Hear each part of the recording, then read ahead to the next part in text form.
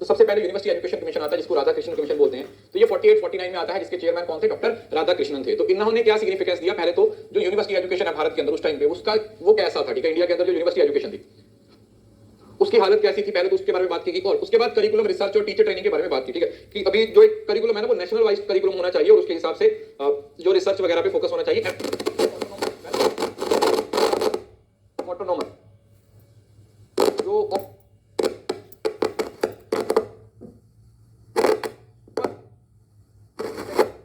लक्ष्मण स्वामी मुदालियार थे, इन्होंने secondary education किया था। लेकिन एक सेकंड, सबको दिक्कत आ रही?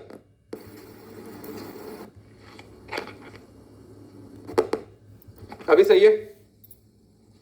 हेलो, अभी सही है? एक बार बता दो। चलो, अरे हो जाता है, कोई बात नहीं, तो दोबारा पढ़ा देता हूं, उसमें क्या दिक्कत है।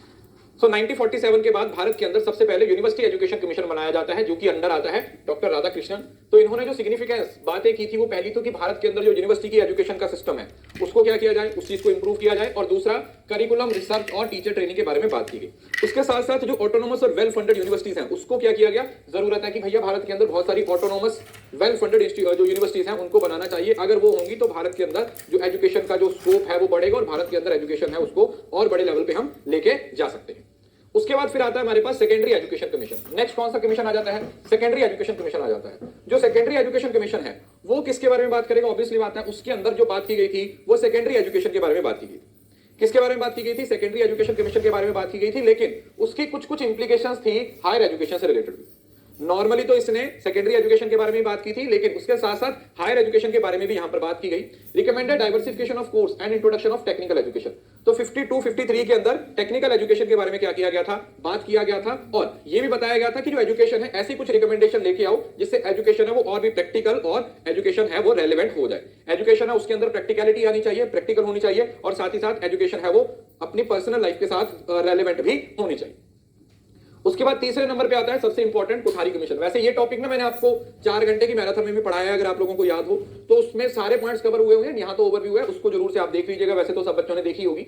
64 से 66 तक आया डीएस कोठारी। एक बार तो पेपर में क्वेश्चन नाम ही पूछ लिया गया था, डीएस कोठारी का फुल फॉर्म क्या है? दौलत सिंह कोठारी की यहाँ पर बात की जा रही है। सो कॉम्प्रिहेंसिव पहला जो एक ऐसा एजुकेशन कमीशन था जिसने सारे एजुकेशन सिस्टम की बात की, ठीक है, primary, secondary, higher education. Recommended a common school system and promotion of social cohesion, मतलब नेबरहुड स्कूल की बात की गई। ये भी बात की गई कि सारे स्फीयर्स ऑफ एजुकेशन पे फोकस किया जाए। साइंस और technology, vocational education in higher education reforms, ये बात की गई है कि साइंस की बात होनी चाहिए, वोकेशनल एजुकेशन की बात होनी चाहिए, टेक्नोलॉजी की बात होनी चाहिए। 10+2+3 वाला सिस्टम की बात की गई है, 3 लैंग्वेजेस की बात की गई है, और formulation of national education policy 1968। और 1968 के अंदर जो 1968 के अंदर भारत के अंदर नेशनल एजुकेशन पॉलिसी आई थी ना, वो भी इसी की रिकमेंडेशन पे आई थी, वो भी इसी की रिकमेंडेशन पे आई है। तो भारत की जो पहली नेशनल एजुकेशन पॉलिसी थी, नेशनल पॉलिसी ऑन एजुकेशन, वो कब आती है? वो 1968 के अंदर आती है। 1968 इसकी सिग्निफिकेंस क्या था? First policy post independence addressing education at all levels. तो इसके अंदर सारे लेवल्स पे एजुकेशन को क्या किया गया था? टारगेट किया गया था।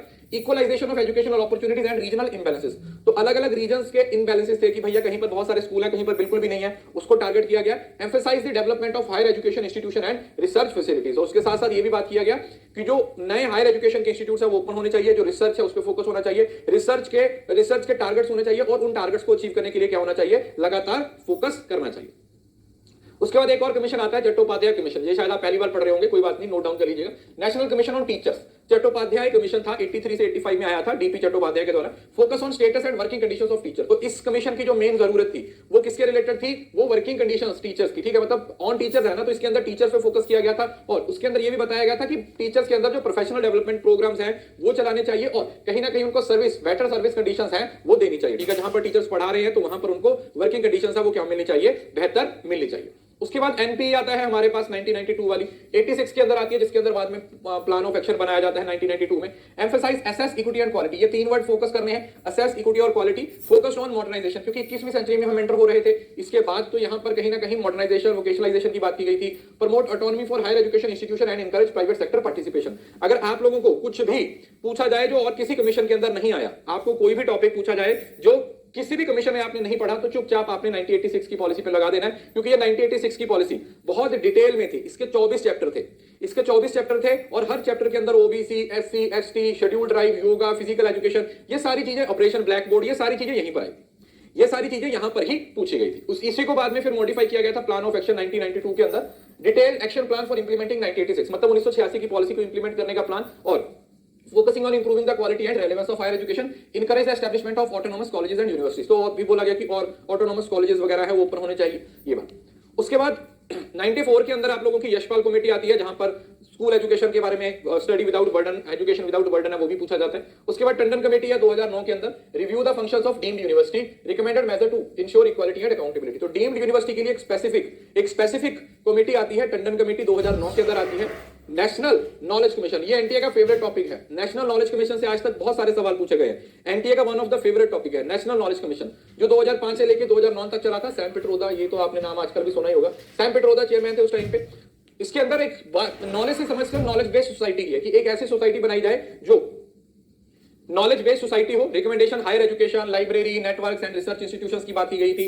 1500 यूनिवर्सिटी बनाने के बारे में बात की गई थी। New universities and expansion of existing one, और ये भी बात की गई थी कि नई यूनिवर्सिटीज तो बनाई जाएंगी, साथ ही साथ जो एक्जिस्टिंग यूनिवर्सिटीज हैं, ठीक है, जो नई यूनिवर्सिटी है वो तो बनानी ही बनानी है, उसके साथ साथ जो एक्जिस्टिंग यूनिवर्सिटीज है उसको भी क्या किया जाएगा, एक्सपैंड किया जाएगा।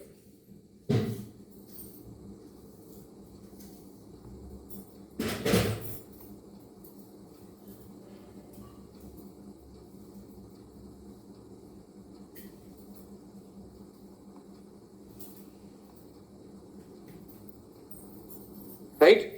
उसके बाद है यशपाल कमेटी। देखो यशपाल कमेटी दो आती है, 1993 वाली आती है जिसके अंदर मैंने आपको पढ़ाया था कि स्टडी विदाउट बर्डन की बात की गई थी, और 2009 के अंदर एक यशपाल कमेटी और आती है जो हायर एजुकेशन, वो स्कूल एजुकेशन के बारे में बात कर रही थी कमेटी, और ये हमारी हायर एजुकेशन के बारे में बात की है कि हायर एजुकेशन को रिव्यू करो, रिकमेंडेशन फॉर स्ट्रक्चर रिफॉर्म। और इसके अंदर ये बोला गया था कि ये जो सारी रेगुलेटरी बॉडीज है, ठीक है, जितनी भी हमारी रेगुलेटरी बॉडीज है, उन सारी रेगुलेटरी बॉडीज को क्या कर दिया जाएगा, उन सारी रेगुलेटरी बॉडीज को खत्म करके ना एक national commission for higher education and research है वो बना दिया जाएगा। Emphasize interdisciplinary and flexible curriculum, कि वो जो 2005 के अंदर नेशनल करिकुलम फ्रेमवर्क आया था ना, उसके अंदर जैसे बात की गई थी कि करिकुलम में फ्लेक्सिबल होना चाहिए, तो उसी के बारे में यहां पर क्या किया गया था, बात की गई थी। नेक्स्ट आता है एनपी, इस पे मैं पूरा लेक्चर लेने वाला हूं आपको, मैं मोस्ट प्रोबेबली परसों को, नेशनल पॉलिसी ऑन एजुकेशन जो 2020 में आई थी, ठीक है, ये पूरा 1.5 घंटे का लेक्चर होगा क्योंकि ये काफी डिटेल्ड है। वैसे यूट्यूब पे आपको इसका लेक्चर मिल भी जाएगा, अगर आपने देखा है तो अच्छी बात है, अगर नहीं देखा तो कोई दिक्कत नहीं है, मैं पढ़ा दूंगा। तो ये कॉम्प्रिहेंसिव पॉलिसी कवरिंग है ऑल एजुकेशन, मतलब मॉडर्न सोसाइटी के हिसाब से, आज के हिसाब से किस तरीके से चेंज है। Multidisciplinary education, holistic development और research, recommend the establishment of higher education commission to replace UGC and other regulatory bodies. इसके अंदर भी के बारे में बोला गया है कि भैया जो हायर एजुकेशन कमीशन है to replace UGC and other regulatory bodies, emphasize the internationalization of education and use of technology. और अब हम 21वीं सेंचुरी में आ चुके हैं, तो ये बात की गई है कि ज्यादा से ज्यादा टेक्नोलॉजी का इस्तेमाल होना चाहिए, इंटरनेशनलाइजेशन होनी चाहिए, बाहर के लोग हैं यहाँ पे पढ़ने आए, यहाँ के लोग हैं वहां पे पढ़ने जाएं, इस तरीके की चीजों के बारे में क्या किया गया है, बात की गई है। कौन सी, न्यू एजुकेशन पॉलिसी के अंदर। न्यू एजुकेशन पॉलिसी के अंदर इस तरीके से ओवरऑल डेवलपमेंट के बारे में क्या की गई है, बात की गई। उसके बाद आता है यूजीसी, यूनिवर्सिटी ग्रांट कमीशन है। वैसे ये 1953 में बना था, ठीक है, एस्टैब्लिश वैसे 1953 में बना था, लेकिन इसको बाद में क्या किया गया था, इसको स्टैट्यूटरी बॉडी है वो 1956 में बनाया गया था। तो इसका मेन ऑब्जेक्टिव क्या था, to coordinate, determine and maintain the standards of higher education in India. तो इसके दो मेन रिस्पांसिबिलिटी थी। पहली रिस्पांसिबिलिटी थी क्या, हायर एजुकेशन की क्वालिटी पे फोकस करना, और दूसरा हायर एजुकेशन इंस्टीट्यूशंस को, यूनिवर्सिटीज को क्या करना, ग्रांट्स प्रोवाइड करना। और ये यूजीसी एक्ट 1956 के अंडर क्या करता है, काम करता है। It is legal framework that it operates under university grant commission act 1956।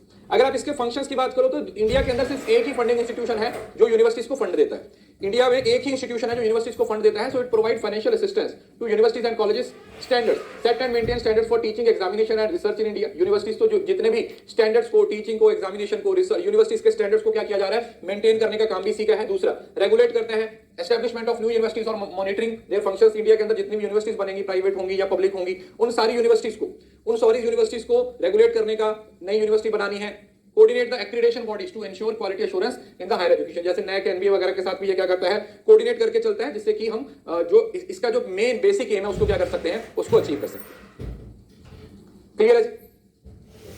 Then आ जाता है ग्रांट एलोकेशन। अब इसका मेन ऑब्जेक्टिव है टाइप्स ऑफ ग्रांट, जैसे कुछ डेवलपमेंटल ग्रांट्स है, मेंटेनेंस ग्रांट्स है और स्पेसिफिक प्रोजेक्ट ग्रांट्स है। अलग अलग तरीके की ग्रांट्स है वो क्या की जाती है, प्रोवाइड की जाती है। बेनिफिशियरी है वो सेंट्रल और स्टेट यूनिवर्सिटीज होती हैं, डीम्ड यूनिवर्सिटीज हैं, और उनके एफिलिएटेड कॉलेजेस हैं जिनको ग्रांट्स प्रोवाइड की जाती है। क्राइटेरिया क्या होता है, performance, infrastructure, research output and other factors. तो इसके अंदर जो भी ग्रांट्स प्रोवाइड की जाती है, जो भी इसके अंदर ग्रांट्स प्रोवाइड की जाती है, वो किसके बेसिस पे प्रोवाइड की जाती है, उसमें फिर उस यूनिवर्सिटी या कॉलेज की क्या देखी जाती है, परफॉर्मेंस देखी जाती है, इंफ्रास्ट्रक्चर देखा जाता है और अदर फैक्टर्स देखे जाते हैं।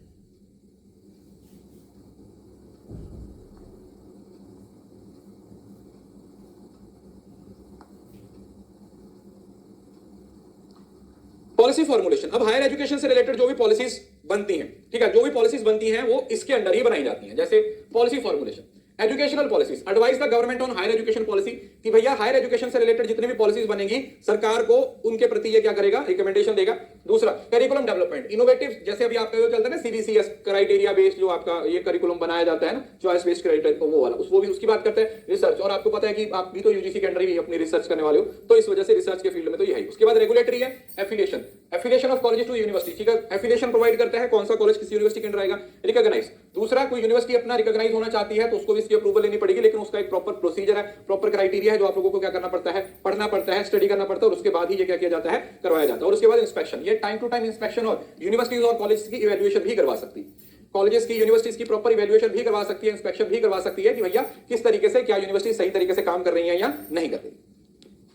उसके बाद क्वालिटी एश्योरेंस, इसके अंदर एक्रीडेशन बॉडीज काम करती हैं, जैसे works with body with like NAAC, national assessment and accreditation council to assess institutions, ठीक है, जैसे बोलते हैं ना कि नैक की एक्रीडेशन आई हुई है, नैक की इंस्पेक्शन आई हुई है, तो वो किसके अंडर काम करता है, नैक भी इसके अंडर ही काम करता है। दूसरा क्वालिटी को इंप्रूवमेंट पे, implementing measure to improve the quality of higher education, ठीक है, वही पॉइंट घूम घूम के आ रहे हैं। अगर डेवलपमेंटल प्रोग्राम्स की बात करें तो क्या है, faculty development programme, sorry provide grants and schemes for faculty programmes, ठीक है, टीचर्स को ट्रेनिंग देने के लिए, टीचर्स को बाकी चीजों को मतलब उनके स्किल्स पे डेवलपमेंट करने के लिए, उनके स्किल्स को इंप्रूव करने के लिए ग्रांट्स दी जाती है, ताकि यूनिवर्सिटीज में, कॉलेजेस में अलग अलग तरीके के इनिशिएटिव्स होते हैं, यूजीसी के अंडर है वो क्या किए जाते हैं, प्रोवाइड किए जाते हैं। इंफ्रास्ट्रक्चर है, फिजिकल और डिजिटल इंफ्रास्ट्रक्चर के लिए हायर एजुकेशन के अंदर अगर कोई फिजिकल इंफ्रास्ट्रक्चर की बात की जा रही है, या फिर अगर आप डेवलपमेंटल स्ट्रक्चर की बात कर रहे हो, आईटी सेगमेंट की बात कर रहे हो, तो उसके लिए की जाती है। देन आ जाता है special programme, marginalised communities, gender equity और इंक्लूसिव एजुकेशन, ठीक है, जैसे एससी एसटी ओबीसी।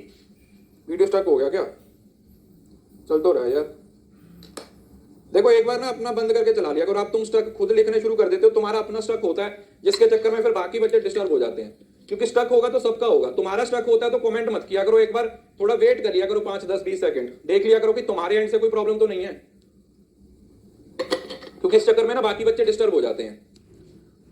रिसर्च में यूजीसी का सबसे बड़ा रोल है, क्योंकि रिसर्च ही इसका एक उद्देश्य है जिसके अंदर आप लोग भी रिसर्च करने वाले हो।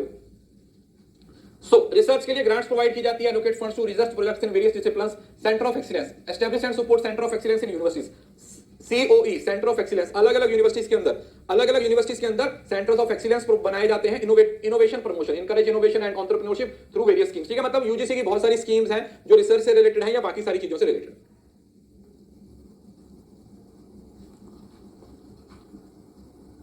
इंटरनेशनल कोलैबोरेशन है, partnership facilitates collaboration between India and foreign university, Bharat और दूसरी देशों की यूनिवर्सिटीज के अंदर collaboration, exchange programme, promote student and faculty exchange programme, एक यूनिवर्सिटी से दूसरी यूनिवर्सिटी में दूसरे देश के यहां पर इस तरीके से, और global standard, aim to bring Indian higher education to global standard, और इसका ये भी एक मेन उद्देश्य है कि आने वाले समय में जो भारत का एजुकेशन सिस्टम है वो कहां पर होगा, वो इंटरनेशनल लेवल के स्टैंडर्ड्स पे आएगा। अगर इसके रिसेंट इनिशिएटिव्स की बात करें तो कुछ डिजिटल इनिशिएटिव्स है, ऑनलाइन एजुकेशन और डिजिटल लर्निंग के लिए, स्किल डेवलपमेंट है, बहुत सारे स्किल डेवलपमेंट प्रोग्राम्स अब इसके द्वारा क्या किए गए हैं, बनाए गए हैं। न्यू एजुकेशन पॉलिसी है, उसकी इंप्लीमेंटेशन के लिए यूजीसी ने एक अपना बड़ा रोल प्ले किया है। और चैलेंजेस क्या है, autonomy, balance the need for university autonomy with regulatory outside oversight, जैसे अभी आप लोगों ने देखा होगा जो हमारी न्यू एजुकेशन पॉलिसी है, उस न्यू एजुकेशन पॉलिसी के अंदर ये साफ साफ लिखा हुआ है कि 15 साल के अंदर आने वाले 15 साल मतलब 2035 तक 15 साल के अंदर जो एफिलिएशन वाला सिस्टम है वो खत्म हो जाएगा, सारे कॉलेजेस हैं वो ऑटोनोमस हो जाएंगे, इस तरीके से मतलब वो किसी यूनिवर्सिटी के अंडर नहीं रहेंगे, उसमें टाइम है 10-11 साल के बाद ये होगा, तो वो चीज है वो यहां से क्या हो जाएगी, एडजस्ट हो जाएगी। और दूसरा quality versus quantity, ensure quality education amid increasing enrolment rate. अब देखा जाए तो यूनिवर्सिटीज में या फिर कॉलेजेस में जो बच्चों का नंबर है वो लगातार इंक्रीज हो रहा है, तो क्वांटिटी तो बढ़ रही है, लेकिन क्या उस क्वांटिटी को सामने रखते हुए हम किसी तरीके से क्वालिटी को बढ़ा पा रहे हैं या नहीं बढ़ा पा रहे, क्वालिटी को बढ़ा पा रहे हैं या नहीं बढ़ा पा रहे, ठीक है, क्वालिटी पे फोकस हो पा रहा है या नहीं हो पा रहा, तो वो चीज है वो इसके अंदर कवर की जाती है।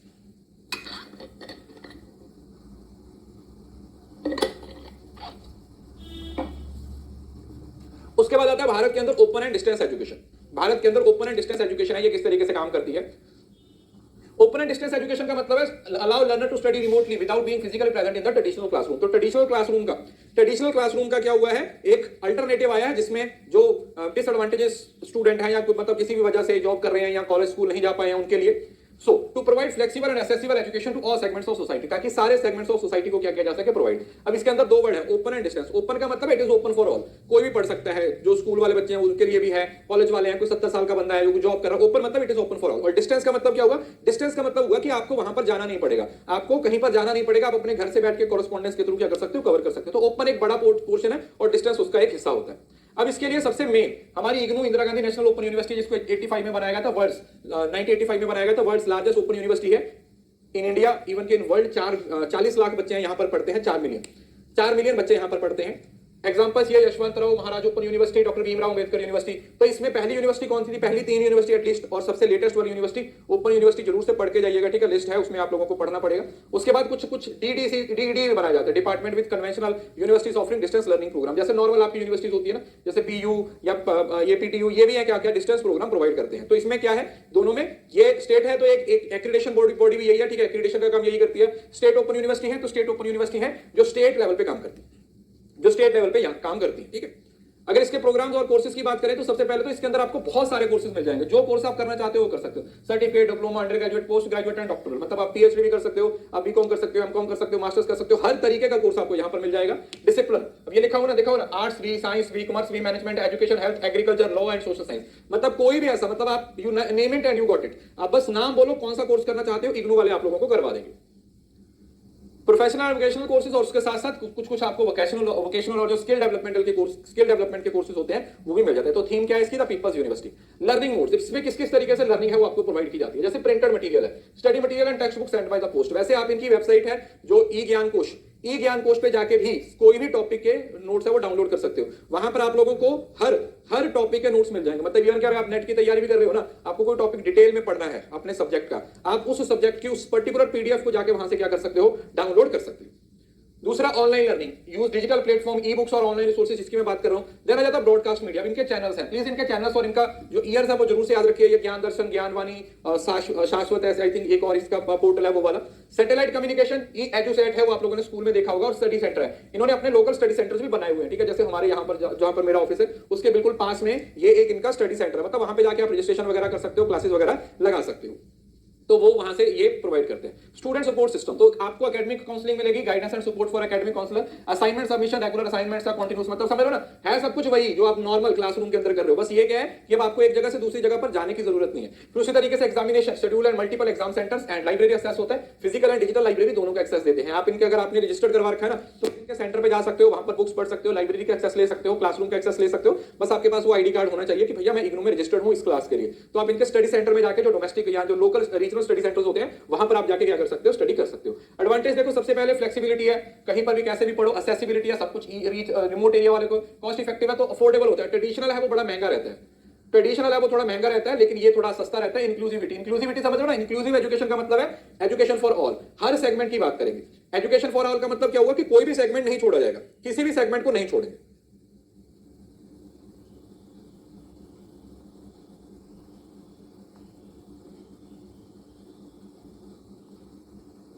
इसको बोलते हैं इंक्लूसिव एजुकेशन, ठीक है। This is the meaning of inclusive education, कि सबको, हर किसी को क्या होना चाहिए, एजुकेशन है वो मिलनी चाहिए।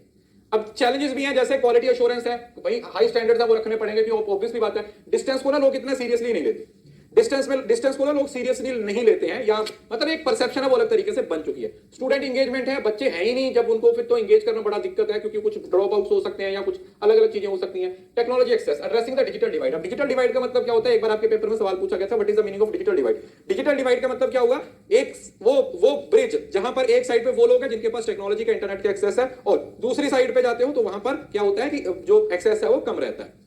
जाना जाता है recognition, ensure degree and certification are widely recognised and value by employers and other institutions. अब रिकॉग्निशन है, जैसे बोलते हैं ना, बहुत सारे बच्चे बोलते हैं सर पीएचडी से इग्नू से पीएचडी होगी या नहीं होगी, इस तरीके से मतलब परसेप्शन है, अच्छा भाई सेंट्रल यूनिवर्सिटी है, क्या नहीं इंपॉर्टेंस क्यों नहीं होगी।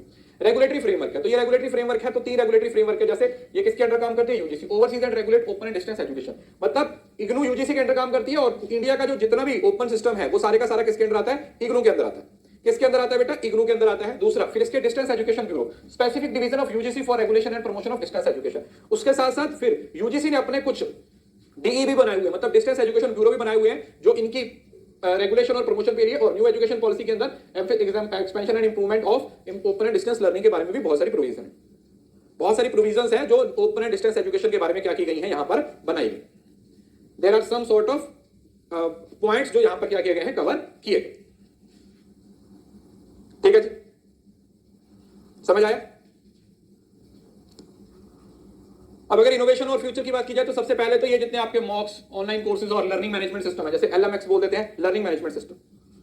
लर्निंग मैनेजमेंट के सिस्टम। देन आ जाता है blended learning, combining online and with occasional in person session, ठीक है, बीच बीच में आपको ये ऑफलाइन क्लासेस लगाने का भी क्या करते हैं, स्कोप देते हैं कि आप वहां पर जाके ऑफलाइन क्लासेस भी ले सकते हो। Skill development, integral vocational and skill based training provide होती है, और इंटरनेशनल कोलैबोरेशन होता है global institutes to improve curriculum and standards, मतलब इंटरनेशनल लेवल पे बात की जाती है। मैं रिफ्रेश कर दे रहा हूं।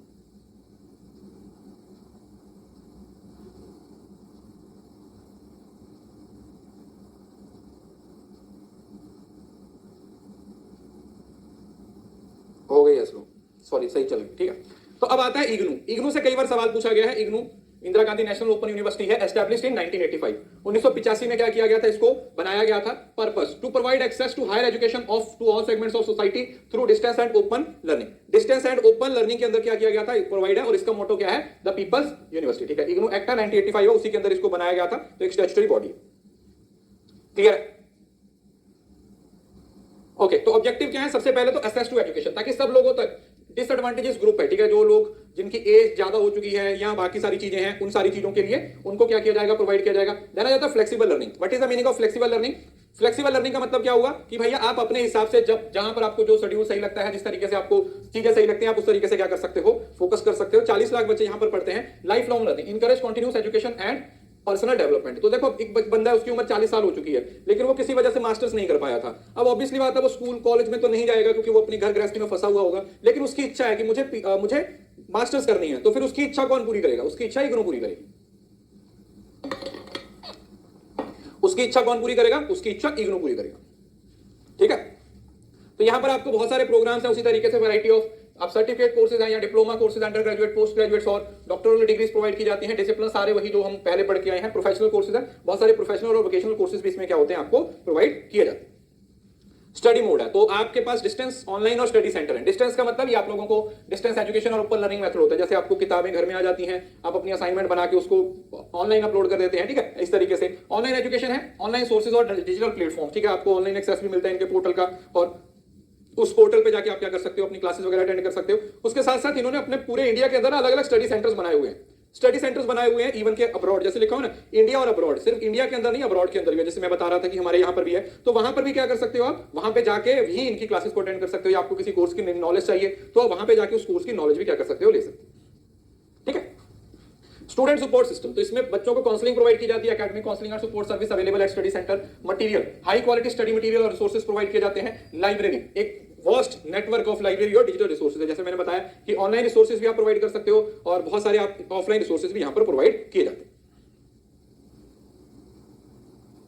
ठीक है जी। देन आ जाता है एडमिशन एंड एनरोलमेंट। अब एडमिशन क्या है? ओपन एडमिशन है। ओपन एडमिशन का मतलब विद मिनिमल एलिजिबिलिटी रिक्वायरमेंट, कुछ खास एलिजिबिलिटी नहीं है, वो नहीं चेक करेंगे कि आपने पहले कितना पढ़ा है, मतलब समझ रहे हो ना, मतलब थोड़ा सा बैकग्राउंड चेक तो होगा, लेकिन ऐसा नहीं है कि कब किया हुआ कि भैया इतना गैप है तो हम आपको एडमिशन नहीं देंगे। यहाँ पर सबको एडमिशन मिलता है, कोई दिक्कत नहीं होती। और continuous enrolment, allow enrolment throughout the year for many programmes. और इसमें ऐसा भी नहीं होता कि सिर्फ आपको जैसे पहले मार्च में एडमिशन करवानी है या अप्रैल में एडमिशन करवानी है, थ्रू आउट द ईयर चलता ही रहता है, ठीक है। आप में से भी मे भी कोई ना कोई इग्नू से जरूर पढ़ा होगा। सर मेरी एमकॉम इग्नू से ही है, हाँ, मतलब वही बात कर रहा हूं ना कि इग्नू से बहुत सारे सब्जेक्ट्स या बहुत सारी चीजें हैं वो होती हैं।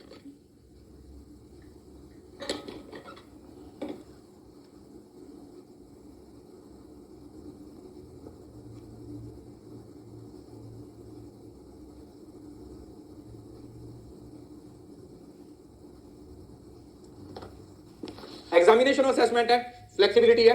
Examination schedule to accommodate working professional and other learners, और इवैल्यूएशन कंबाइंड और continuous assessment through assignment and term. इसमें भी वही होता है, टर्म एंड एग्जामिनेशन होते हैं या बाकी सारी चीजें भी होती हैं। सर मेरी एम में भी वहां से, चलो अच्छी बात है। इनोवेटिव इनिशिएटिव, जैसे अभी स्वयं, अभी ये मैं आपको स्वयं पढ़ाऊंगा, स्वयं, स्वयं प्रभा और स्वयं प्रभा प्लस जो आया, तो स्वयं है participation in the Swayam programmes for MOOC, massive open online courses होते हैं। ज्ञान दर्शन और ज्ञानवाणी, इनके टेलीविजन और रेडियो चैनल्स भी हैं। Edusat, use of satellite technology for education, broadcasting and teleconferencing. तो स्कूल में ये प्रोग्राम होता था, स्कूल के अंदर होता था ना, ये एजुसेट होता था, बड़ी सी एक डिश लगा देते थे वो छत पे, वहां से नेटवर्क क्या करता था, पकड़ता था, और उसके थ्रू क्या किया जाता था, प्रोग्राम्स है वो आपके स्कूल तक पहुंच जाते थे। हम 9th क्लास में, जब हमारे 9th क्लास के अंदर ये वाला जो सिस्टम है वो भारत के अंदर, मतलब हमारे स्कूल के अंदर ये शुरू हुआ था, एजुसेट वाला।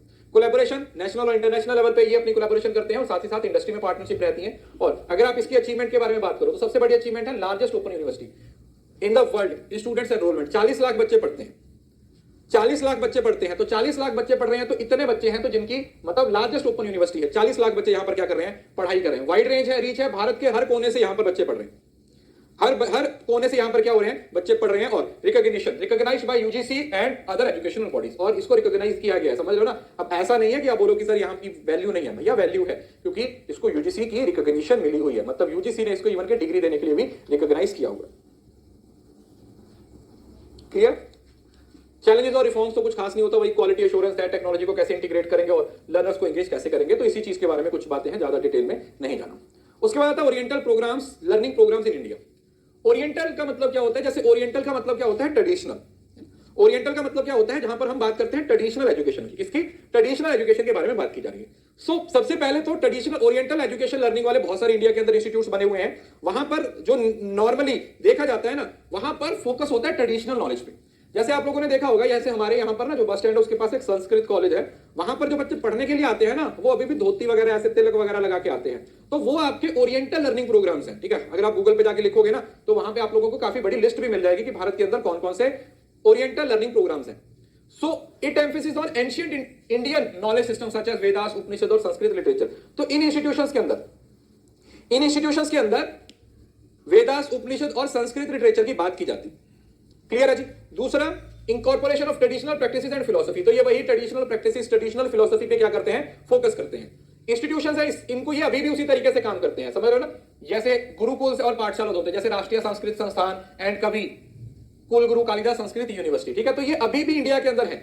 आप में से भी किसी ना किसी एरिया के अंदर ये देखा होगा, ये अभी भी है। तो यहां पर उसी तरीके का अभी भी टीचर सेंट्रिक लर्निंग, जैसे वो गुरु शिष्य परंपरा है, वो अभी तक चल रही है। ओरल ट्रांसमिशन होती है नॉलेज की, और मेमोराइजेशन और रेसिटेशन पे ज्यादा फोकस किया जाता है, मतलब लिखने लिखाने पे कम होता है, ज्यादा फोकस किस पे होता है, ज्यादा फोकस होता है कि सुनी सुनाई, जैसे पुरानी, मतलब समझ रहे हो ना, उसी ट्रेडिशन को ये फॉलो कर रहे हैं जो गुरुकुल के टाइम पे होती थी। गुरुकुल के टाइम पे होते थे, गुरु के घर में पढ़ने के लिए जाते थे, तो वहां पर जिस तरीके से एजुकेशन प्रोवाइड की जाती थी, सेम टू सेम उसी तरीके से यहां पर भी एजुकेशन की बात की जाती है। सेम टू सेम उसी तरीके से भी यहां पर एजुकेशन की क्या की जा रही है, बात की जा रही है। देन आ जाता है करिकुलम। करिकुलम वही होता है नॉर्मली जो पुराने सब्जेक्ट्स है, जैसे संस्कृति, पाली, प्राकृत, एंशिएंट इंडियन, जैसे आयुर्वेदा या ज्योतिष है ना, इस तरीके के सब्जेक्ट्स है, उसकी क्या की जाती थी, पढ़ाई करवाई जाती थी। फिलोसफी, एथिक्स और रिलीजियस स्टडीज, ठीक है, फिलोसफी हो गया, एथिक्स हो गया या रिलीजियस स्टडी है, इस तरीके के सब्जेक्ट्स है वो क्या किए जाते थे, वहां पर पढ़ाए जाते थे। तो ये तो हो गया ओरिएंटल। ओरिएंटल में किससे रिलेट करना है आपने, बिल्कुल ट्रेडिशनल, बिल्कुल पुराने समय की बात की जा रही है, बिल्कुल पुराने समय की बात की जा रही है। देन आ जाता है हमारे पास कन्वेंशनल। कन्वेंशनल के अंदर फॉर्मल एजुकेशन की बात की जा रही है, फॉर्मल एजुकेशन सिस्टम, जैसे आपका ये स्ट्रक्चर करिकुलम, नेशनल करिकुलम, जैसे CBSE, ICSE, level of education, primary, secondary, higher education and tertiary. तो ये जहां पर हम पढ़ के आ रहे हैं, है ना, जहां पर हम पढ़ के आ रहे हैं, कहां पर, फॉर्मल एजुकेशन, तो वो कौन सा हो जाएगा, कन्वेंशनल हो जाएगा, जैसे जो आप स्कूल वगैरह में पढ़ते हो, जैसे कॉलेजेस वगैरह में पढ़ाई की जाती है। So institution, government and private schools, colleges and universities, example IITs, IIM और जो दिल्ली यूनिवर्सिटी या जवाहरलाल, समझ रहे हो ना, सारी यूनिवर्सिटी, सेंट्रल स्टेट यूनिवर्सिटीज के अंदर फॉर्मल तरीके से पढ़ाया जाता है। फॉर्मल तरीके से क्या किया जाता है, पढ़ाई जाती है। तो teacher led classroom with focus on textbooks and examination, यहां पर बुक्स जो मतलब ये समझ रहे हो ना, ये वो चीज है जो आप सब पढ़ के आए हुए हो, जो हम लोग पढ़ के आए हुए हैं, ये वो चीज है। दूसरा, लेक्चर, ट्यूटोरियल और प्रैक्टिकल्स की बात की जाती है। Assessment through periodic test and final examination, ठीक है, तो जो आप लोगों के पीरियोडिक टेस्ट होते हैं या फाइनल एग्जाम होते हैं, हर जैसे आपके एमएसटी होते हैं या फिर लास्ट में समेटिव एग्जामिनेशन होते हैं, तो ये उसके बारे में क्या करता है, बात करता है। करिकुलम की बात की जाए तो फिर वही science, arts and professional courses, ठीक है, आप 10वीं 10वीं के बाद आप साइंस रख सकते हो, आर्ट्स रख सकते हो, कॉमर्स रख सकते हो, कोई सी भी फील्ड में, मेडिकल में जा सकते हो। प्रैक्टिकल नॉलेज भी प्रोवाइड की जाती है और प्रैक्टिकल स्किल्स है, जैसे आप वोकेशनल एजुकेशन या टेक्निकल एजुकेशन की बात, हाँ, विद्यापीठ वगैरह उस तरीके से। रेगुलेटरी बॉडीज है, इसमें ये जैसे यूजीसी के अंडर आती है ज्यादातर, अगर टेक्निकल इंस्टीट्यूशन है तो एआईसीटी के अंडर आता है, और अगर टीचर लर्निंग प्रोग्राम है या टीचर ट्रेनिंग प्रोग्राम है वो एनसीटी के अंडर आता है, राइट। उसके बाद आता है नॉन कन्वेंशनल। नॉन कन्वेंशनल है, ये वो इंस्टीट्यूशंस हैं जो आज के समय में जिनकी बात की जाती है। नॉन कन्वेंशनल का मतलब क्या हुआ, जो ना तो ट्रेडिशनल है ना ही कन्वेंशनल है, ना तो ओरिएंटल है ना ही कन्वेंशनल है, ना तो जो वैदिक एजुकेशन पीरियड था वो, ना ही फॉर्मल एजुकेशन ना ही फॉर्मल एजुकेशन है ना। तो यहां पर किसकी बात की गई है, skill development, vocational education and life long learning, distance learning, online learning and open learning. तो ये क्या है, दीज आर नॉन कन्वेंशनल। ये जो ओपन डिस्टेंस एजुकेशन की बात की जा रही है ना, ये जो ओपन डिस्टेंस एजुकेशन की बात की जा रही है, ये किसका हिस्सा है, ये नॉन कन्वेंशनल का है। तो इनोवेशन एंड फ्लेक्सिबल लर्निंग, आप अपने घर से बैठ के कहीं से भी पढ़ाई कर रहे हो ना, तो वो जैसे अभी आप जो पढ़ाई कर रहे हो, that is also non conventional, क्योंकि इसके अंदर ना तो ये ओरिएंटल है ना ही ये कन्वेंशनल है, this is non conventional. Non conventional का मतलब मॉडर्न भी बोल सकते हो, आप बोल सकते हो मॉडर्न, कि आज के समय में जो चीजें चल रही हैं वो आप लोगों की कौन सी हैं, they are non conventional. Institutions, जैसे Indira Gandhi national open university, आप ओपन यूनिवर्सिटी है, अभी national institute of open schooling, ठीक है, जो स्कूल से बच्चे नहीं जा पाते हैं वो ओपन स्कूलिंग है। तो एक इंस्टीट्यूट है हमारा ओपन स्कूलिंग का जिसको बोलते हैं national institute of open schooling, NIOS है। इसको 79 में एज अ प्रोजेक्ट लॉन्च किया गया था, फिर उसके बाद 89 में इसको एज अ इंस्टीट्यूशन लॉन्च किया गया था, ठीक है, ये भी 2 पॉइंट लिख लीजिएगा। और उसके साथ साथ जैसे कोर्सेरा, EDX और ये जो स्वयं प्रभा, इस पे भी आप लोगों को जो स्वयं नॉट स्वयं प्रभा स्वयं इस पे भी आप लोगों को क्या मिल जाता है, ये बहुत सारे इंस्टीट्यूशंस हैं उसकी ये एजुकेशन प्रोवाइड कर देते हैं, ठीक है जी। पेडागोजी, अब यहां पर पढ़ाई कैसे की जाती है, स्टूडेंट सेंटर और सेल्फ बेस्ड लर्निंग होती है, ऑनलाइन है, ठीक है, या फिर आप बोल सकते हो कि डिस्टेंस एजुकेशन है, तो बच्चों ने खुद ही पढ़ना है ना, खुद ही पढ़ना है, तो यही तो सबसे बड़ा इसका क्या है ऑब्जेक्टिव है। डिजिटल टूल्स, मल्टीमीडिया और इंटरेक्टिव कंटेंट है। ब्लेंड ऑफ सिंक्रोनस, सिंक्रोनस का मतलब जो सेम टाइम पे होता है, और असिंक्रोनस का मतलब होता है रिकॉर्डेड सेशन, जैसे ये वाला भी अभी अगर आप देखोगे तो ये लाइव सेशन है, अभी ये सिंक्रोनस है, लेकिन उसके साथ साथ जैसे जैसे आप ये वीडियो खत्म हो जाएगी उसके बाद इसी सेशन की क्या बन जाएगी, रिकॉर्डिंग बन जाएगी, उसके बाद इसी सेशन की क्या बन जाएगी बेटा, रिकॉर्डिंग बन जाएगी। तो उसी चीज के बारे में बात की जा रही है। 1 मिनट का छोटा सा ब्रेक ले लीजिए।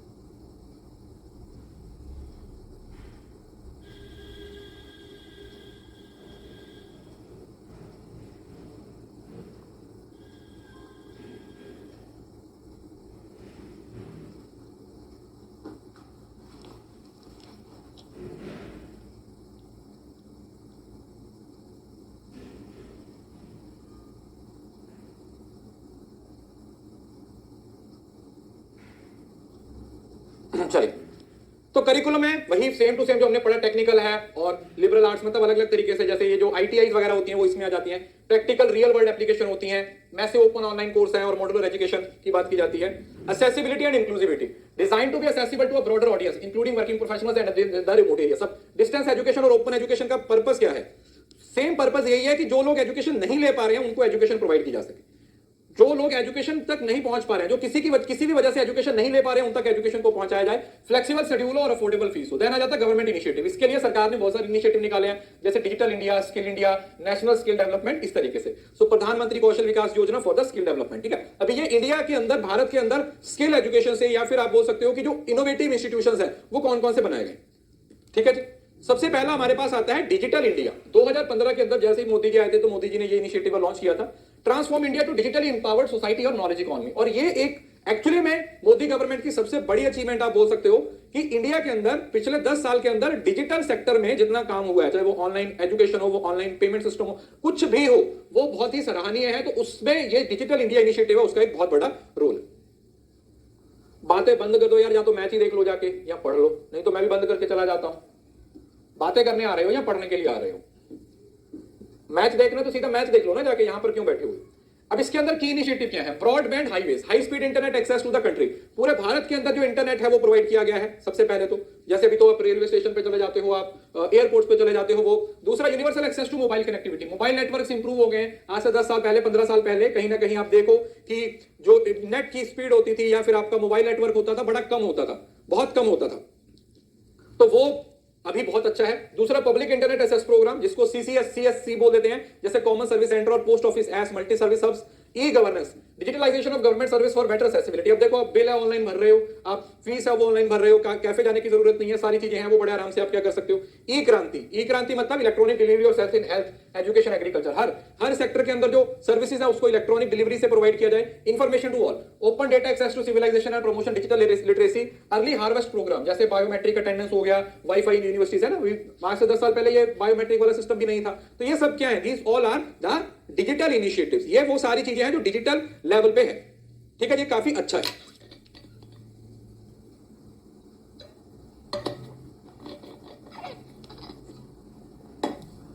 तो ये डिजिटल इंडिया के अंदर आता है। अब इसका इंपैक्ट क्या है, आईटी का भी, आईटी सेक्टर में कितने जॉब्स वगैरह हैं, इंपैक्ट डिजिटल इंफ्रास्ट्रक्चर और कनेक्टिविटी है वो पिछले 10-15 साल के अंदर बहुत ज्यादा बढ़ी है।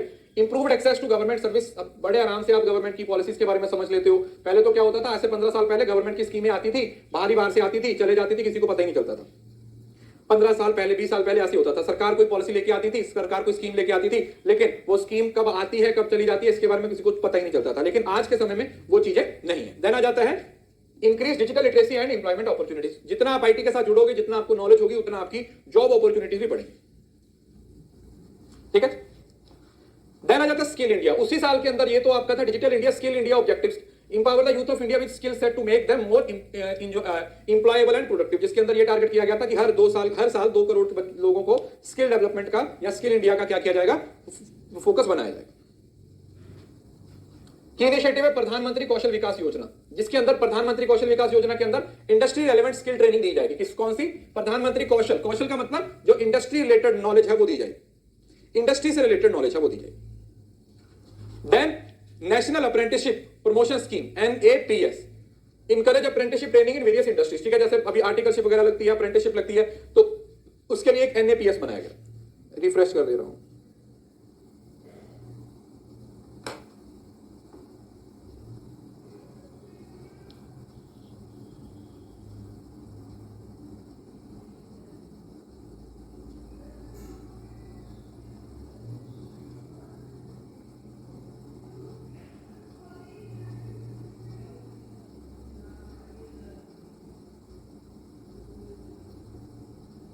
चल गया क्या?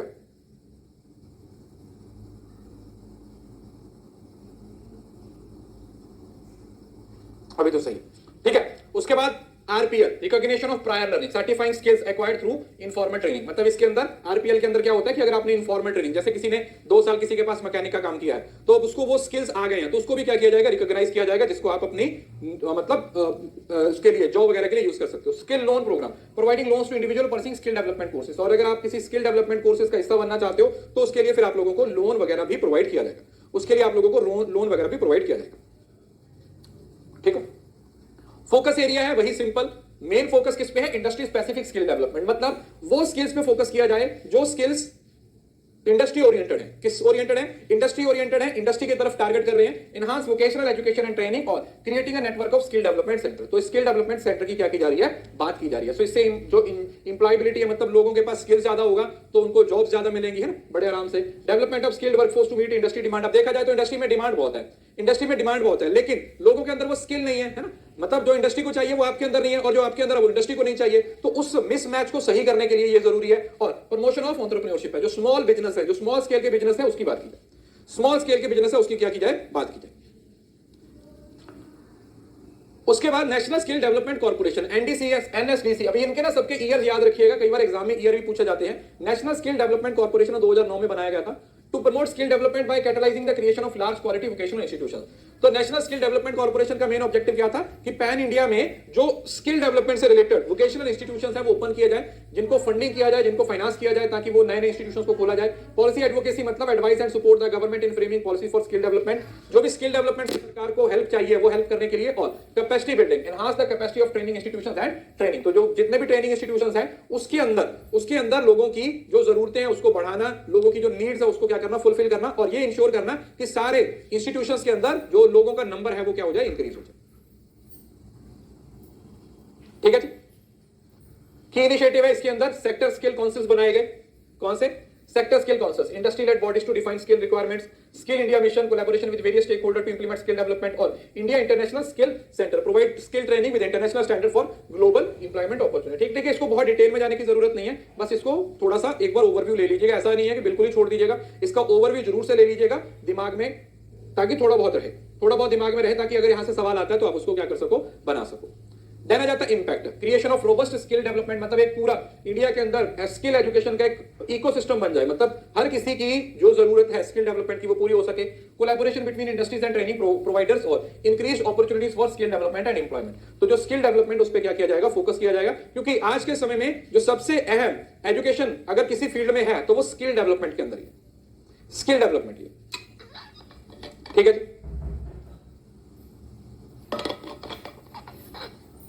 यार देखो, 2-4 दिन तुम्हारी क्लासेस रह गई हैं, है ना, ज्यादा से ज्यादा संडे तक, सैटरडे तक तुम्हारी क्लासेस हैं, तो अच्छे से रहो, तुम्हारा ही फायदा है। उसके बाद मैं तुम्हें पढ़ाने वाला नहीं हूं, ऑब्वियसली बात है, लेकिन अगर इसी तरीके से लड़ते रहोगे, इसी तरीके से टाइम वेस्ट करते रहोगे, ऐसी फालतू की बातें करते रहोगे, तो इससे अच्छा है ना कि फिर क्लास में मत आओ। देखो बहुत सिंपल सी बात है, मैंने ना अपनी जिंदगी में एक बहुत बेसिक सा रूल बनाया हुआ है कि अगर आप कहीं पे भी हो ना तो वहां पर 100% रहो। अब अगर आप क्लास में हो तो आप ये मेक श्योर करो कि आप क्लास में हो। उस टाइम पे आप लोगों का दिमाग कि भाई मैं खाना खाना है, मैच चल रहा है, इंडिया टॉस जीत गया, इंडिया हार गया, पाकिस्तान जीत गया, इन सब चीजों में नहीं होना चाहिए। अगर वहां पर ध्यान जा रहा है तो क्लास बंद कर दो, ठीक है जी। तो आपका अनडिवाइडेड फोकस होना चाहिए जिस चीज पे भी आप करने वाले। जहां पर आपका फोकस है वो अनडिवाइडेड होगा, वहां पर आपको सक्सेस मिलेगी। अब अगर आप क्लास भी ले रहे हो, आपका ध्यान मैच, दूसरी एक साइड पे आप फोन पे मेरी वीडियो भी देख रहे हो, दूसरी साइड पे टीवी पे मैच भी देख रहे हो, तो कहां पे ना तो मैच का मजा आएगा ना क्लास का मजा आएगा, है ना। इस वजह से मत करो यार। 4-5 दिन रह गए हैं, शांति से जितने बढ़िया तरीके से क्लास में एंटर हुए थे, जितने बढ़िया तरीके से कोर्स की शुरुआत की थी, उतने बढ़िया तरीके से खत्म करके जाइए। अब आता है स्वयं, जिसके बारे में सबसे ज्यादा बच्चे सवाल पूछते हैं। स्वयं की फुल फॉर्म बहुत बार पेपर में पूछी गई है, study webs of active learning for young aspiring minds. ये 2007 के अंदर 17 के अंदर इसको लॉन्च किया गया था। Provide access to quality education for all including the most disadvantage. तो ऑनलाइन क्वालिटी एजुकेशन सबको प्रोवाइड करनी, ऑनलाइन सबको एजुकेशन प्रोवाइड करनी, ऑनलाइन एजुकेशन प्रोवाइड करना, जिसके तहत कि भाई हर कोई, अब इसके अंदर पता क्या होता है, इसके अंदर जो एजुकेशन है, मतलब आप स्वयं पे जाके कोई भी कोर्स कर सकते हो बड़े आराम से, उसके कोर्स की कोई फीस नहीं है, लेकिन अगर आप उसका सर्टिफिकेट लेना चाहते हो तो उसके लिए आपको फीस देनी पड़ती है। वैसे कोई फीस नहीं है किसी भी कोर्स की, लेकिन अगर आपको सर्टिफिकेट चाहिए तो उसके लिए आपको फिर फीस देनी पड़ती है। तो सबसे पहला है massive open online course, offer wide range of courses from school level to post graduate level. तो यहां पर आप स्कूल लेवल के कोर्सेज भी कर सकते हो, कॉलेज लेवल के भी कोर्सेज कर सकते हो, पोस्ट ग्रेजुएट लेवल के भी कर सकते हो। फ्री एक्सेस है, कुछ चार्ज नहीं है, कोई भी फ्री में कोर्स कर सकता है, लेकिन सर्टिफिकेट है तो उसके लिए थोड़ी सी फीस है, नॉमिनल फीस चार्ज की जाती है। They basically charge nominal fees for the certificate. Certificate के लिए वो पैसा लेंगे। डाइवर्स सब्जेक्ट अलग अलग तरीके के, जैसे engineering, humanities, social science, management, और अलग अलग तरीके से इंटरेक्टिव लर्निंग है, क्योंकि यहां पर आपको वीडियो लेक्चर मिल जाएंगे, रीडिंग मटेरियल मिल जाएगा, सेल्फ असेसमेंट टेस्ट मिल जाएगा और डिस्कशन फोरम मिल जाएंगे। ये इसके बेसिकली 4 कोडेंट्स हैं। एक्सेस, इक्विटी और क्वालिटी इसके 3 प्रिंसिपल है, ठीक है। ये 4 कोडेंट्स हैं और असेस, इक्विटी और क्वालिटी ये इसके 3 प्रिंसिपल है। दूसरा credit transfer, allow for credit transfer for to traditional degree programme recognised by various. इसमें क्या होता है, हर जैसे आप सेमेस्टर पूरा करते जाए कोर्स, उसके बेसिस पे आपको क्या मिलते हैं, उसके बेसिस पे आपको क्रेडिट्स मिलते हैं, और उन क्रेडिट्स को क्या कर सकते हो आप दूसरे इंस्टीट्यूशंस में एंट्री के लिए यूज कर सकते हो। असेसिबिलिटी, असेसिबिलिटी का मतलब design to be accessible to students from all walks of life including those in remote area. तो भारत के किसी भी कोने में हो तो आप यहां पर जाके क्या कर सकते हो, एजुकेशन ले सकते हो। Multilingual support, courses available in multiple language, ठीक है। आपको हिंदी में कोर्स चाहिए हिंदी में मिल जाएगा, इंग्लिश में कोर्स चाहिए इंग्लिश में मिल जाएगा, इस तरीके से कोर्सेज आप लोगों को मिल जाएगा। देन आ जाता है सर्टिफिकेशन, उसके बाद आप सर्टिफिकेट भी ले सकते हो जिसको आप अपने सीवी में मेंशन करोगे। अब इसके नेशनल कोऑर्डिनेटर्स हैं, अब यहां से सवाल पूछा जाएगा, अब इसको याद करना पड़ेगा। इसके टोटल हमारे पास 1 2 3 4 5 6 7 8 9, इसके 9 नेशनल कोऑर्डिनेटर हैं। मतलब इन्होंने 9 कोऑर्डिनेटर्स बनाए हुए हैं जो कि क्या करते हैं, अलग अलग सेगमेंट्स को करते हैं। जैसे अगर कोई सेल्फ टेस्ट और इंटरनेशनल कोर्सेज की बात करेगा, मतलब अगर आप कोई सेल्फ टेस्ट या इंटरनेशनल कोर्सेज करना चाहते हो तो वो किसके अंडर आएगा, वो एआईसीटी के अंडर आएगा। अगर आप इंजीनियरिंग कोर्सेज में जाते हो वो एनपीटेल के अंडर आएगा, जैसे इंजीनियर गया तेल लेने। यूजीसी है, अगर आप कोई non technical post graduate education है तो उसमें, अब ये बहुत बार पेपर में पूछा गया, ये वो वाला टॉपिक है जो आपको मैथ्स का कॉलम में पूछा जाएगा, ये मैथ्स का कॉलम में आएगा ही आएगा। उसके बाद सीईसी है, अंडर ग्रेजुएट, देखो पोस्ट ग्रेजुएशन के लिए यूजीसी है और अंडर ग्रेजुएट के लिए सीईसी है, इंजीनियरिंग के लिए एनपीटीईएल है और सेल्फ टेस्ट के लिए और इंटरनेशनल के लिए एआईसीटी है। 12वीं 9वीं से 12वीं तक के लिए एनसीईआरटी है for school and out of school students है, आउट ऑफ स्कूल चिल्ड्रन है उसके लिए नियोस है, out of school children and vocational education है। तो जो अगर स्कूल एजुकेशन और आउट ऑफ स्कूल चिल्ड्रन के लिए कौन सा है, नियोस है, और अगर वही वोकेशनल एजुकेशन या फिर जैसे स्कूल कॉलेज से बाहर बच्चे होते हैं उसके लिए इग्नू है। मैनेजमेंट के लिए IIMB Indian institute of management Bangalore, और टीचर्स ट्रेनिंग के लिए एनआईटीटीआर है, that is national institute of teacher technical teacher training and research. ये अच्छे से रट लेना, इसको अच्छे से रट लेना, इसको अच्छे से रट लेना। यहां से सवाल पूछा जाता है। अगर आपने पीवाईक्यू लगा लिया तो उम्मीद है मुझे जितने पीवाईक्यू मैंने आपको दिए हैं आपने सारे लगा लिए होंगे। जिस बच्चे ने लगा लिए हैं बहुत अच्छी बात है, और अगर नहीं लगाए हैं तो भी जितना टाइम है जरूर से लगा लेना, क्योंकि बहुत सारी चीजें ऐसी होती हैं जो फुल कोर्स के अंदर नहीं होती हैं, वो आपको पीवाईक्यू से ही पढ़नी पड़ती हैं, जो हर बार ऐड ऑन होता रहता है।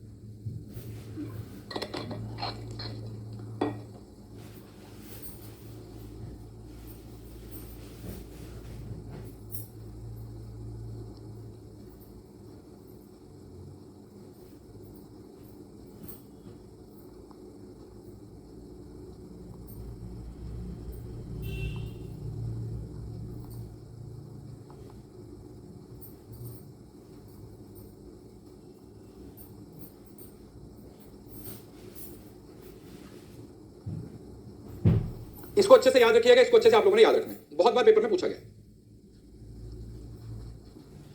उसके बाद इंपैक्ट है the wide supplied access to quality education है, ठीक है, हर किसी को क्वालिटी एजुकेशन मिल रही है, अपॉर्चुनिटीज है वो लाइफ लॉन्ग लर्निंग है, प्रोफेशनल डेवलपमेंट है, ठीक है। अगर आप भी कोई कोर्स करना चाहते हो ना, अगर आप भी कोई कोर्स करना चाहते हो तो आप बड़े आराम से इनकी वेबसाइट से जाके कोर्स कर सकते हो। Enhanced employability through recognised certification, आपको हर कोर्स के लिए सर्टिफिकेट मिलेगा, तो उससे आपकी एम्प्लॉयबिलिटी मतलब कि आपको वहां पर क्या होगा, आपको काम करने में क्या होगा, मतलब वो सीवी में ऐड कर सकते हो। Bridging the digital divide by providing educational content accessible to all, उसके साथ साथ जो डिजिटल डिवाइड होता है उसको भी क्या कर सकते हो, बड़े आराम से कम कर सकते हो। You can and the digital divide,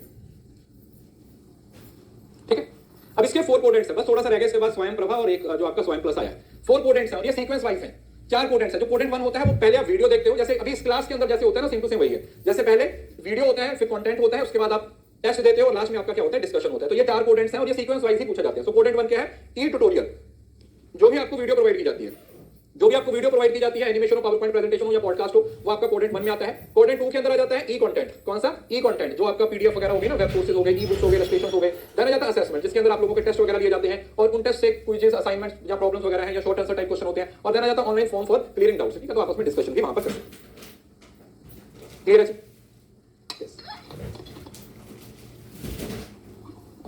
उसके बाद स्वयं प्रभा। अभी देखो स्वयं प्रभा के चैनल्स हैं वो 40 हो चुके हैं, पहले 34 होते थे, पहले 30 होते थे, फिर 32 हुए, फिर 34 हुए। पहले 10 चैनल्स हैं, इनकी वेबसाइट से जाके याद कर लेंगे। पहले 10 चैनल्स वो मैंने किसी ना किसी मैराथन में याद भी करवाई हुई है। अगर आपने 12 घंटे वाली मेरी मैराथन देखी है तो उन 12 घंटे की मैराथन में मैंने बहुत सारी चीजें और भी पढ़ाई हुई हैं, तो अभी तक तो आप सबने देखी ली होंगी सारी मैराथन।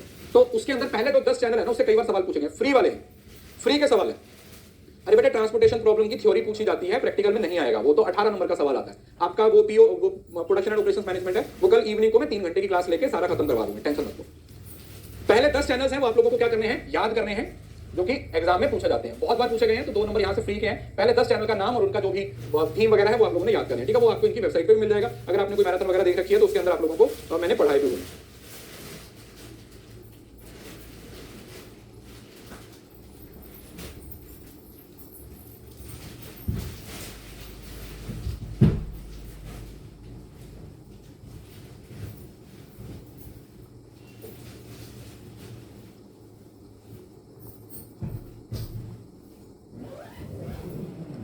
अब स्वयं प्रभा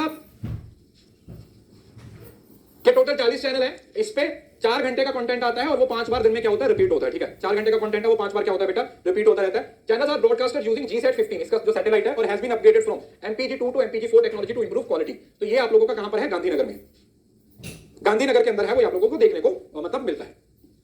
दूसरा कंटेंट, यहां पर जो कंटेंट होता है वो IITs, UGC, CEC, इग्नू है, इनके हाई जो टीचर होते हैं उनका रिकॉर्डिंग होती है, ठीक है। मतलब यहां पर आपको अलग अलग सब्जेक्ट्स के चैनल मिल जाते हैं। सपोज करें कॉमर्स का चैनल है तो वहां पर पूरे का पूरा सारा दिन कॉमर्स के ही प्रोग्राम्स, कॉमर्स के ही चैनल्स है, वो मतलब काम है वो चलता रहता है। So over 1,20,600 titles are available across this channel covering wide range of subjects and educational, बहुत सारे टाइटल्स है वो इसके अंदर अवेलेबल है। टाइटल्स याद रखने की जरूरत नहीं है, ये गांधीनगर याद रखना है, GSAT-15 सॉफ्टवेयर का नाम याद रखना है, जितने सैटेलाइट का नाम याद रखना है, और जितने उसके अंदर चैनल्स है वो आप लोगों ने याद रखने हैं। पहले 10 चैनल्स है, वहां से सवाल आ सकते हैं। टारगेट ऑडियंस है तो हर तरीके के लोग हैं, जैसे देखा ना इसके अंदर स्कूल एजुकेशन के भी आपको मिल जाते हैं, हायर एजुकेशन के भी और कॉम्पिटिटिव एग्जाम के, ठीक है, जैसे कैट मैट वगैरह के भी सब्जेक्ट्स यहां पर मिल जाते हैं। Specific channels for dedicated to different educational stream such as non technological UGC channel 1 से 10 तक, और इंजीनियरिंग है वो 17 से 38 तक। तो ये जो non technological UGC PG channel है ना 1 से 10 तक, ये आप लोगों ने याद रखना है। 3-4 बार सवाल पूछा गया तो पहले 10 चैनल से ही पूछा गया, पहले 10 चैनल से ही पूछा गया है, तो उससे आप लोगों को याद रखना है। अब असेस है बड़ा जो DTH रहता है ना आप लोगों का, जैसे आपका DTH हो गया, डिश टीवी हो गया, ये टाटा स्काई एयरटेल वगैरह पे अवेलेबल नहीं है, ठीक है, ये फ्री में ही अवेलेबल है, ठीक है, ये DTH वगैरह पे नहीं होता, ये DTH वगैरह पे नहीं रहता। सॉरी, जो टाटा स्काई आप जो मतलब जो पेड वाला लगाते हो ना, प्राइवेट वाले पे नहीं रहता है, ये फ्री वाले पे रहता है। DD फ्री डिश और dish TV they are not available in Tata Sky, Airtel, Videocon, इसके अंदर ही अवेलेबल नहीं होते। उसके बाद आ जाता है शेड्यूल, जैसे भी ये टीवी प्रोग्राम, टीवी चैनल है, तो जैसे जो टीवी चैनल पे होता है वो सब आएगा, शेड्यूल आएगा, पहले कौन सा निकल गया, अभी कौन सा चल रहा है, 1 घंटे बाद कौन सा आएगा, 2 घंटे के बाद कौन सा आएगा, तो ये बहुत आपको डिटेल में देखने को मिल जाता है। और इंटरेक्टिव फीचर्स है, user can provide feedback and register for SMS service through स्वयं प्रभा पोर्टल। अब SMS अलर्ट है, जैसे भी क्लास के SMS वगैरह आते हैं तो उसका फोकस कर सकते हैं। Detail instruction for configuring and installing the necessary equipment to access the channel are available on the website. और अगर आप खुद से ही इन चैनल्स को अपने घर पे चलाना चाहते हो तो किस तरीके से वो डिश को आप इंप्लीमेंट कर सकते हो, कैसे उसका जो प्रोग्राम है वो इस्तेमाल कर सकते हो।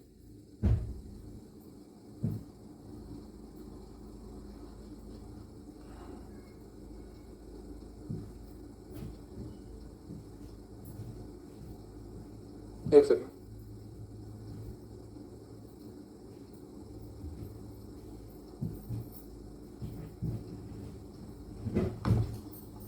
चालीस चैनल है, 40 नहीं है, 40 है।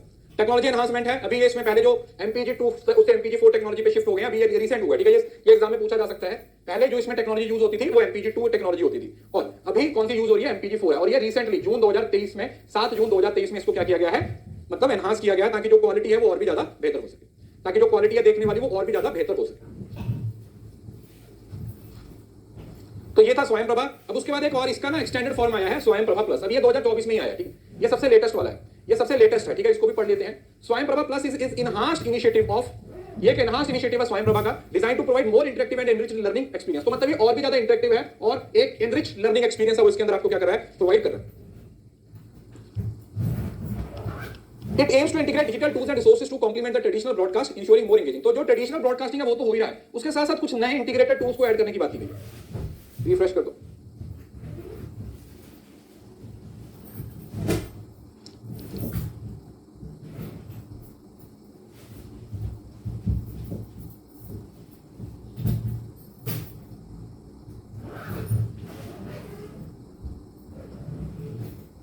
ठीक है, तो ये इसी का एक नया एक इंटीग्रेटेड अप्रोच है, ensuring more engaging and comprehensive educational journey for student. तो और भी ज्यादा बढ़िया तरीके से मतलब बच्चों को एजुकेशन प्रोवाइड करने के लिए क्या किया गया है, इसको इंटीग्रेट किया गया है। तो इसके अंदर कौन कौन से नए फीचर्स आए हैं, तो की फीचर्स में क्या है, सबसे पहले एनहांस्ड इंटरएक्टिविटी। तो देखो जो वो दूसरे चैनल है ना, तो उन दूसरे चैनल्स के अंदर ना इंटरेक्शन नहीं है, वहां पर इंटरेक्शन नहीं है, तो यहां पर लाइव सेशंस होते हैं। Offer by live interactive session where students can directly engage with the educator, ठीक है। जैसे अभी लाइव सेशन हो रहा है, उसी तरीके से इसके अंदर भी लाइव सेशंस होते हैं, जिसके अंदर बच्चे हैं वो टीचर के साथ जुड़ सकते हैं, और रियल टाइम पे question provide opportunity for student to ask question and receive instant feedback during session, ठीक है। जैसे आप अपने कमेंट करते रहते हो, मैं आपको कमेंट पढ़ता रहता हूं, कोई क्वेश्चन होता है तो उसका आंसर दे देता हूं, आप मुझे फीडबैक दे देते हो। तो ये हो गया, समझ रहे हो ना। तो ये सिंक्रोनस टेक्नोलॉजी होगी, ठीक है। ये सिंक्रोनस होगी, ये अभी रिसेंट आया है, 2024 के अंदर ही आया है। Digital integration LMS। अब लर्निंग मैनेजमेंट सिस्टम क्या होता है, it is an LMS to offer structured learning path, track progress and provide additional resources. अब लर्निंग मैनेजमेंट सिस्टम क्या है, एक ऐसा मैनेजमेंट सिस्टम है जिसके अंदर आप अपनी लर्निंग को क्या कर सकते हो, आप अपनी लर्निंग को ट्रैक कर सकते हो। आपको पता है कि आपने कितना पढ़ा, कितना बाकी है, कौन कौन सी चीजें, तो उसको इंटीग्रेट किया हुआ, जिसके तहत आपके पास पूरी आपकी लर्निंग का रिकॉर्ड भी रहता है। Integrates with the LMS to offer structured learning path,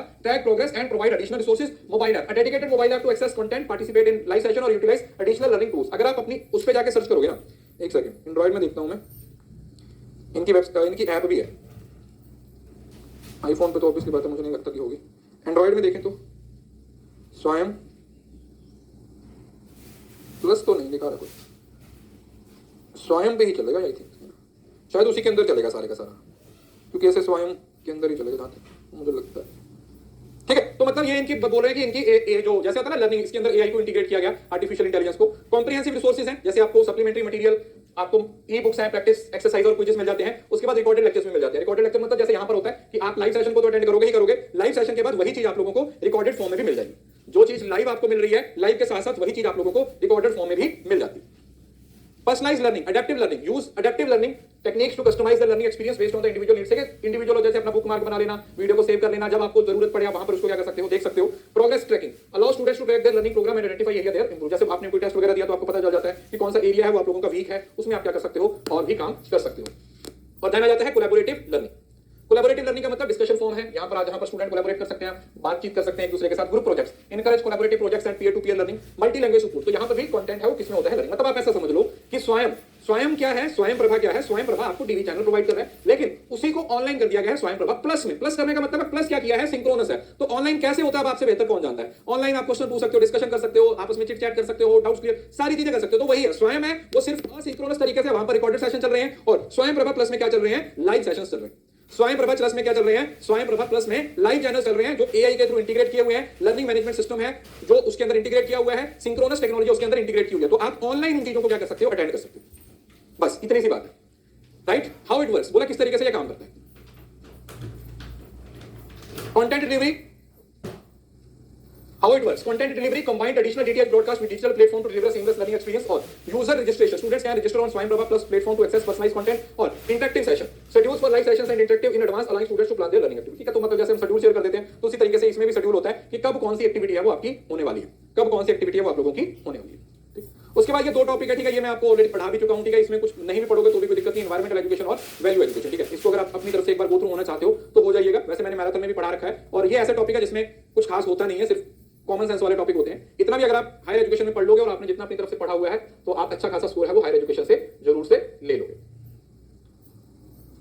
तो ये सारी चीजों को अच्छे से कवर कीजिए। और देखो, फिर से मैं बोल रहा हूं, 5-7 दिन की बात है, अभी पागलों की तरह मैच मत देखने बैठ जाना, ठीक है। मेरी आपसे ये रिक्वेस्ट है।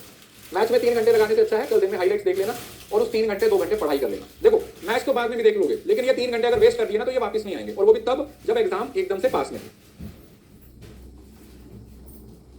ठीक है जी, तो टेंशन को घटाने के लिए ही बोल रहा हूं कि जितना टाइम है उस टाइम को यूटिलाइज कर लो, है ना? जितना टाइम है उस टाइम को यूटिलाइज कर लो। वेस्ट करने के लिए बहुत है, देखो टाइम वेस्ट करना सबसे आसान काम है, लेकिन उसको यूज करना एक डिफिकल्ट टास्क है। और दुनिया में जो लोग डिफिकल्ट टास्क करते हैं